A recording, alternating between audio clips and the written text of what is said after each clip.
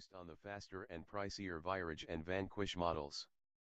Now, after a dozen years of subtle but constant refinement, the DB9 finally is approaching the end of its run, with its replacement, the DB11, arriving by the end of 2016. But Aston is not letting the DB9 go gentle into that good night. Henceforth, the car will be sold in DB9 GT form only, boasting a V12 with 30 more horsepower than before, for a total of 540, effectively splitting the difference between the outgoing DB9 and the 568 HP Vanquish. The result of this and a few interior refinements makes this perhaps the most charming and desirable DB9 yet. Here's looking at you. Honestly, regardless of how much power resided under its long hood, this car wouldn't have lasted this long if it weren't so damn pretty, and the GT's nominal exterior changes, new 20-inch wheels, standard carbon fiber accents, and GT badging, leave the DB9's enduring beauty unmarred. Last updated for 2013, the design is as lovely as ever, still able to elicit slack-jawed, pick-snapping reactions from fellow motorists and passers-by.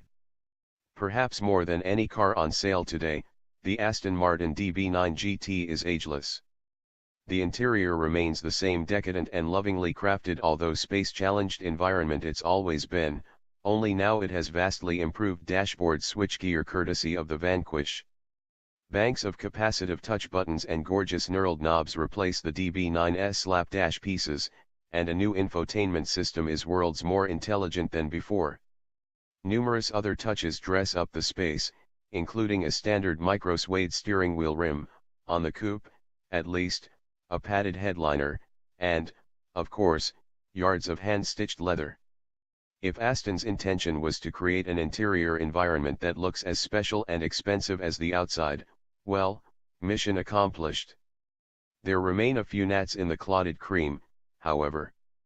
Some folks might recognize the window and mirror switchgear, as well as the air vents, from lesser brands that once were part of Aston Martin's corporate family when it was a part of the Ford Motor Company prior to being sold off in 2007. The navigation screen is too small by today's standards and can't quite bring itself to stand up straight, but rather faces slightly downward. While Aston has perfected the seats in front, the +2 rear seats remain unfit for most humans, although they make lavish shelves for briefcases, purses, and petite canines, and the cup holders can grasp nothing girthier than a Starbucks tall. And we can't fathom that after all these years Aston has never set a junior designer to the task of redesigning the unsightly steering wheel hub.